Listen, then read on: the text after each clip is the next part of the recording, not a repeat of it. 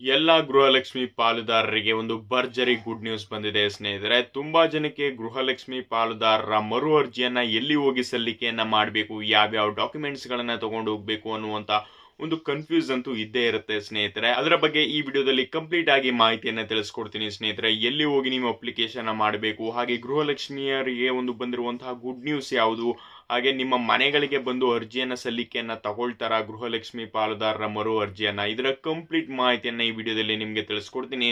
ಅದಕ್ಕೂ ಮುಂಚೆ ನಮ್ಮ ಚಾನಲ್ಗೆ ಸಬ್ಸ್ಕ್ರೈಬ್ ಆಗಿಲ್ಲ ಅಂದ್ರೆ ದಯವಿಟ್ಟು ಸಬ್ಸ್ಕ್ರೈಬ್ ಆಗಿ ಅಂತ ಹೇಳ್ತಾ ಬನ್ನಿ ಇವತ್ತಿನ ವಿಡಿಯೋವನ್ನ ಶುರು ಮಾಡೋಣ ಸ್ನೇಹಿತರೆ. ನಿಮ್ಗೆಲ್ಲರೂ ಕೂಡ ಒಂದು ಕನ್ಫ್ಯೂಸ್ ಅಂತೂ ಇದ್ದೇ ಇರುತ್ತೆ ಸ್ನೇಹಿತರೆ. ಗೃಹಲಕ್ಷ್ಮಿ ಪಾಲುದಾರರು ಮರು ಅರ್ಜಿಯನ್ನ ಎಲ್ಲಿ ಹೋಗಿ ಸಲ್ಲಿಕೆಯನ್ನ ಮಾಡಬೇಕು, ಹಾಗೆ ಸರ್ಕಾರದಿಂದ ಯಾವ್ಯಾವ ಅಪ್ಡೇಟ್ಗಳು ಬರ್ತಾ ಇದೆ ಅನ್ನೋದು ನಿಮ್ಗೆ ತುಂಬಾನೇ ಕನ್ಫ್ಯೂಸ್ ಇದೆ ಸ್ನೇಹಿತರೆ. ಇವಾಗ ಸರ್ಕಾರದವರು ಒಂದು ಮುಂದಾಲೋಚನೆಯನ್ನ ಯೋಚನೆಯನ್ನ ಮಾಡಿದ್ದಾರೆ ಸ್ನೇಹಿತರೆ. ಸಾಕಷ್ಟು ಗ್ರಾಮದಲ್ಲಿರುವಂತಹ ಮಹಿಳೆಯರು, ಹಾಗೆ ಕೆಲವೊಂದಷ್ಟು ಮಹಿಳೆಯರು ಏನಪ್ಪಾ ಅಂದ್ರೆ ಅಷ್ಟೊಂದು ಜಾಸ್ತಿ ಓದಿರಲ್ಲ, ಅವರು ಹೋಗಿ ಡೈರೆಕ್ಟ್ ಹೋಗಿ ಅಪ್ಲಿಕೇಶನ್ ಹಾಕ್ಬೇಕು ಅಂದ್ರೆ ತುಂಬಾನೇ ಹಿಂಸೆ ಆಗುತ್ತೆ. ಮರು ಅರ್ಜಿ ಅಂದ್ರೆ ಅಷ್ಟೊಂದು ಸುಲಭ ಅಲ್ಲ. ಹಾಗೆ ವಾರಾನ್ಗಟ್ಲೆ ನೀವು ಹೋಗಿ ಯಾವ್ದಾರ ಒಂದು ಅಪ್ಲಿಕೇಶನ್ ಹಾಕುವಂತಹ ಜಾಗದಲ್ಲಿ ಹೋಗಿ ನಿಂತ್ಕೊಳ್ಬೇಕಾಗುತ್ತೆ ಅನ್ನೋ ಕಾರಣದಿಂದ ಸರ್ಕಾರದಿಂದ ಒಂದು ಹೊಸದಾಗಿ ಅಪ್ಡೇಟ್ ಅನ್ನ ಜಾರಿಯನ್ನ ಮಾಡಿದ್ದಾರೆ ಸ್ನೇಹಿತರೆ. ಇನ್ ಮುಂದೆ ಏನಪ್ಪಾ ಅಂದ್ರೆ ಸ್ನೇಹಿತರೆ, ಅಂಗನವಾಡಿ ಕಾರ್ಯಕರ್ತೆಯರಿದ್ದಾರಲ್ಲ ಸ್ನೇಹಿತರೆ, ಅವರ ಸಹಾಯವನ್ನ ಬಳಸಿಕೊಂಡು ಗೃಹಲಕ್ಷ್ಮಿ ಮರು ಅರ್ಜಿಯನ್ನ ತಗೊಳ್ಳೋಕೆ ಒಂದು ಸರ್ಕಾರ ಒಂದು ಗುಡ್ ನ್ಯೂಸ್ ಅನ್ನ ನೀಡ್ತಾ ಇದ್ದಾರೆ ಸ್ನೇಹಿತರೆ. ಯಾವ ರೀತಿ ಇವರು ಕೆಲಸವನ್ನ ಮಾಡ್ತಾರೆ ಅಂದ್ರೆ ಸ್ನೇಹಿತರೆ, ಮೊದಲನೇದಾಗಿ ಅಂಗನವಾಡಿ ಕಾರ್ಯಕರ್ತರಿಗೆ ಒಂದೊಂದು ಮೊಬೈಲ್ ಅಲ್ಲಿ ಒಂದು ಅಪ್ಲಿಕೇಶನ್ ನ ಕೊಡ್ತಾರೆ ಸ್ನೇಹಿತರೆ. ಅಪ್ಲಿಕೇಶನ್ ನ ಮುಖಾಂತರ ಮನೆ ಮನೆಗಳಿಗೆ ಭೇಟಿಯನ್ನ ನೀಡ್ತಾರೆ. ಮನೆ ಮನೆಗೆ ಭೇಟಿಯನ್ನ ನೀಡಿ ಏನ್ ಮಾಡ್ತಾರೆ ಸ್ನೇಹಿತರೆ, ಡಾಕ್ಯುಮೆಂಟ್ಸ್ ಗಳನ್ನ ಕೇಳ್ತಾರೆ. ಯಾವ್ಯಾವ ಡಾಕ್ಯುಮೆಂಟ್ಸ್ ಅನ್ನ ಕೇಳ್ತಾರೆ ಅಂದ್ರೆ ಸ್ನೇಹಿತರೆ, ಕಳೆದ ಬಾರಿ ನೀವು ಗೃಹಲಕ್ಷ್ಮಿದು ಒಂದು ಚೀಟಿ ಇರುತ್ತಲ್ಲ ನೋಡಿ ಸ್ನೇಹಿತರೆ, ನಮ್ಮ ಹೆಸರಿಗೆ ಆಗಿದೆ ಅಂತ, ಆ ಒಂದು ಅಪ್ಲಿಕೇಶನ್ ಇರಬೇಕು ಸ್ನೇಹಿತರೆ. ಆ ಅಪ್ಲಿಕೇಶನ್ ಯಾವ ರೀತಿ ಇರುತ್ತೆ ಹೆಸರು ಸ್ನೇಹಿತರೆ, ಅದೇ ರೀತಿ ಸೇಮ್ ಟು ಸೇಮ್ ನಿಮ್ಮ ಆಧಾರ್ ಕಾರ್ಡ್ ಅಲ್ಲೂ ಕೂಡ ಇರಬೇಕು. ಒಂದು ಅಕ್ಷರ ಇನ್ಸಿಲ್ ಕೂಡ ಚೇಂಜಸ್ ಇದ್ರೆ ನಿಮ್ಗೆ ಮರು ಅರ್ಜಿ ಸ್ವಲ್ಪ ರಿಜೆಕ್ಟ್ ಆಗುವಂತ ಚಾನ್ಸಸ್ ಇರುತ್ತೆ ಸ್ನೇಹಿತರೆ. ಅದಾದ ನಂತರ ರೇಷನ್ ಕಾರ್ಡ್ ಅಲ್ಲಿ ಮನೆಯ ಮಾಲೀಕಿ ಯಾರು ಇರ್ತಾರೆ ಸ್ನೇಹಿತರೆ, ಅವರು ಅಪ್ಲಿಕೇಶನ್ ಹಾಕ್ಬೋದಾಗಿದೆ ಸ್ನೇಹಿತರೆ. ಆಮೇಲೆ ಸ್ನೇಹಿತರೆ ಇನ್ನೂ ಒಂದು ಅಪ್ಡೇಟ್ ಅನ್ನ ಹೇಳಿದ್ದಾರೆ ಸ್ನೇಹಿತರೆ, ರೇಷನ್ ಕಾರ್ಡ್ ನ ಜೊತೆಗೆ ಸ್ನೇಹಿತರೆ ಆಧಾರ್ ಕಾರ್ಡು. ಏಕೆಂದ್ರೆ ಸಿದ್ದರಾಮಯ್ಯ ಅವರು ಮೊದಲೇ ಒಂದು ಸ್ಟೇಟ್ಮೆಂಟ್ ಅನ್ನ ಕೊಟ್ಟಿದ್ರು, ಕರ್ನಾಟಕದಲ್ಲಿ ಯಾರಿಗೆ ವೋಟಿಂಗ್ ಪವರ್ ಇದೆ ಅವರು ಈ ಗ್ಯಾರಂಟಿಗಳನ್ನ ಯೂಸ್ ಅನ್ನ ಮಾಡ್ಕೊಳ್ಳಿ. ಯಾವ್ಯಾವ್ದೋ ಸ್ಟೇಟ್ ಇಂದ ಬರ್ತಾರೆ ಅವ್ರಿಗೆಲ್ಲ ಗ್ಯಾರಂಟಿ ಯೋಜನೆಯನ್ನ ನಾವು ಏನು ಕೊಡಬೇಕು ಅಂತ ಸರ್ಕಾರದವರು ಯೋಚನೆಯನ್ನ ಮಾಡ್ತಾ ಇದ್ರು ಸ್ನೇಹಿತರೆ. ಫೈನಲಿ ಅದಕ್ಕೆ ಒಂದು ತಡೆಯನ್ನ ಏರಿದ್ದಾರೆ ಅಂತಾನೆ ಹೇಳ್ಬೋದು ಸ್ನೇಹಿತರೆ. ಇನ್ನು ಮುಂದೆ ನೀವು ಅಪ್ಲಿಕೇಶನ್ ನ ಕೊಡಬೇಕಾದ್ರೆ ಸ್ನೇಹಿತರೆ, ಕಡ್ಡಾಯವಾಗಿ ಆಧಾರ್ ಕಾರ್ಡು, ಓದ್ಸಲಿ ಬಂದಿದ್ದಂತಹ ಗೃಹಲಕ್ಷ್ಮಿಯದ ಒಂದು ಸ್ಲಿಪ್ ಇರುತ್ತಲ್ಲ ಸ್ನೇಹಿತರೆ ಅದೊಂದು, ಮತ್ತೆ ರೇಷನ್ ಕಾರ್ಡು, ಹಾಗೆ ವೋಟರ್ ಐಡಿ, ಇವು 4 ಕೂಡ ಇರಬೇಕಾಗುತ್ತೆ. ಹಾಗೆ ಕ್ಯಾಸ್ಟ್ ಇನ್ಕಮ್ ಕೂಡ ಕೇಳ್ತಾರೆ ಅನ್ನುವಂತ ಸ್ವಲ್ಪ ಅಪ್ಡೇಟ್ ಇದೆ.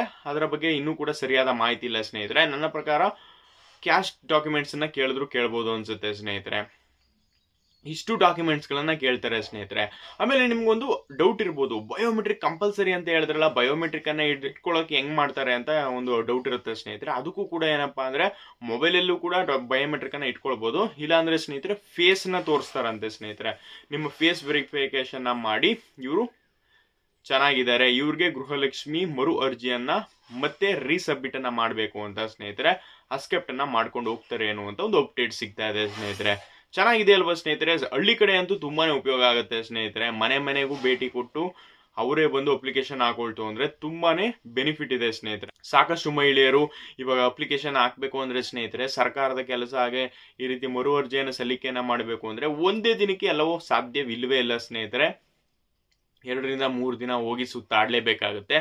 ಅದಕ್ಕೆ ಸರ್ಕಾರದವರು ಒಂದು ಬಿಗ್ ಅಪ್ಡೇಟ್ ಅನ್ನ ತಂದಿದ್ದಾರೆ ಅಂತಾನೆ ಹೇಳ್ಬೋದು ಸ್ನೇಹಿತರೆ. ಈ ಅಪ್ಡೇಟ್ ಇಂದ ಸಾಕಷ್ಟು ಮಹಿಳೆಯರಿಗೆ ಉಪಯೋಗ ಆಗುತ್ತೆ. ಹಾಗೆ ನಮ್ಮ ಮನೆಗಳಿಗೆ ಬರೋದೇ ಇಲ್ಲ, ನಮ್ಮ ಮನೆಗಳಿಗೆ ಬರೋಕೆ ಲೇಟ್ ಆಗುತ್ತೆ, ಅವಾಗ ಏನ್ ಮಾಡೋದು ಅಂತ ನಿಮ್ಗೆ ಡೌಟ್ ಇರುತ್ತೆ ಸ್ನೇಹಿತರೆ. ಆ ಟೈಮಲ್ಲಿ ನೀವು ಮರು ಅರ್ಜಿಯನ್ನ ಬೇಕಾದ್ರೆ ನಿಯರ್ ಬೈ ಹೇಳಿರುವಂತಹ ಗ್ರಾಮವನ್ನಾಗ್ಬೋದು, ಮೈಸೂರನ್ನಾಗ್ಬೋದು, ಈ ರೀತಿಯಾದಂತಹ ಒಂದಷ್ಟು ಶಾಪ್ಗಳಲ್ಲಾಗ್ಬೋದು, ಈ ರೀತಿಯಾದಂತಹ ಒಂದಷ್ಟು ಪ್ಲೇಸ್ಗಳಲ್ಲಿ ಸ್ನೇಹಿತರೆ ಮರು ಅರ್ಜಿಯನ್ನ ಸಲ್ಲಿಕೆಯನ್ನ ಮಾಡುವಂತ ಪ್ರೋಗ್ರೆಸ್ ಕೂಡ ನಡೀತಾ ಇರುತ್ತೆ. ನಮ್ ಕೈಲಿ ಆಗಲ್ಲ, ಹೋಗಿ ಅಲ್ಲೆಲ್ಲ ಹೊಡೆದಾಡಕ್ ಆಗಲ್ಲ, ಹೋಗಿ ನಮ್ಗೆ ತುಂಬಾ ಕನ್ಫ್ಯೂಸ್ ಆಗುತ್ತೆ ಅಂದ್ರೆ ಮನೆಗೆ ಭೇಟಿಯನ್ನ ಕೊಟ್ಟು ಅಪ್ಲಿಕೇಶನ್ ತಗೊಳ್ತಾರೆ ಸ್ನೇಹಿತರೆ. ಈ ರೀತಿಯಾದಂತಹ ಅಪ್ಡೇಟ್ ಅನ್ನ ತರಬೇಕು ಅಂತ ಸರ್ಕಾರದವರು ಮಾತನಾಡ್ತಾ ಇದ್ದಾರೆ ಸ್ನೇಹಿತರೆ. ಆಲ್ರೆಡಿ ಇದು ಕಂಪಲ್ಸರಿ ಅಂತ ಗೊತ್ತಾಗ್ಬಿಟ್ಟಿದೆ ಸ್ನೇಹಿತರೆ.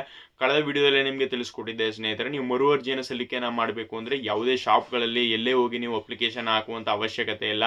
ನಿಮ್ಮ ಮನೆಗಳಿಗೆ ಭೇಟಿಯನ್ನ ನೀಡಿ ಗೃಹಲಕ್ಷ್ಮಿ ಮರು ಅರ್ಜಿಯನ್ನ ತಗೊಳ್ತಾರೆ ಅನ್ನುವಂತ ಒಂದು ಅಪ್ಡೇಟ್ ಅನ್ನ ನೀಡಿದೆ ಸ್ನೇಹಿತರೆ.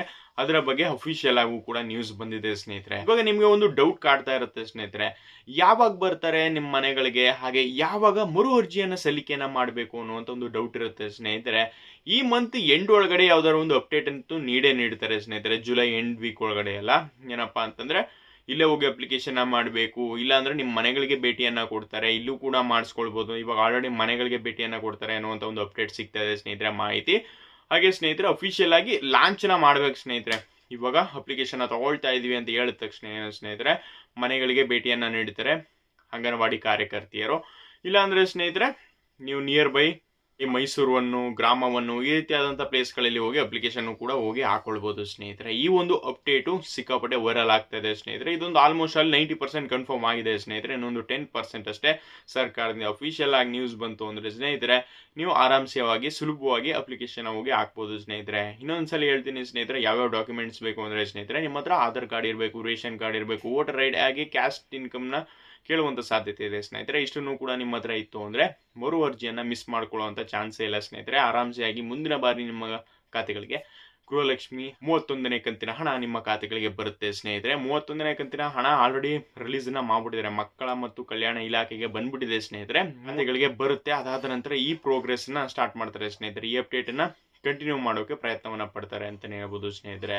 ಈ ಒಂದು ಅಪ್ಡೇಟ್ ಏನಾದರೂ ನಿಮಗೆ ಇಷ್ಟ ಆಗಿತ್ತು ಅಂದ್ರೆ ಸ್ನೇಹಿತರೆ ಇದೇ ರೀತಿ ಗೃಹಲಕ್ಷ್ಮಿ ಲೇಟೆಸ್ಟ್ ಅಪ್ಡೇಟ್ ಸ್ನೇಹಿತರೆ ಒಂದೊಂದ್ಸಲಿ ಒಂದೊಂದರ ಅಪ್ಡೇಟ್ ಗಳನ್ನ ಕೊಡ್ತಾ ಇರ್ತಾರೆ ಸರ್ಕಾರದಿಂದ. ಯಾವುದೇ ತರದ ಒಂದು ಅಪ್ಡೇಟ್ ಸಿಕ್ಕಿದ್ರು ಕೂಡ ಸ್ನೇಹಿತರೆ ನಾನು ಮುಂಚೆನೆ ಈ ಚಾನಲ್ ಅಲ್ಲಿ ವಿಡಿಯೋ ಮಾಡಿ ನಿಮ್ಗೆ ತಿಳಿಸ್ಕೊಡೋಕೆ ಪ್ರಯತ್ನವನ್ನ ಪಡ್ತೀನಿ ಸ್ನೇಹಿತರೆ. ನಮ್ಮ ಚಾನಲ್ಗೆ ಸಬ್ಸ್ಕ್ರೈಬ್ ಆಗಿಲ್ಲ ಅಂದ್ರೆ ದಯವಿಟ್ಟು ಸಬ್ಸ್ಕ್ರೈಬ್ ಆಗಿ. ಥ್ಯಾಂಕ್ಸ್ ಫಾರ್ ವಾಚಿಂಗ್ ಸ್ನೇಹಿತರೆ.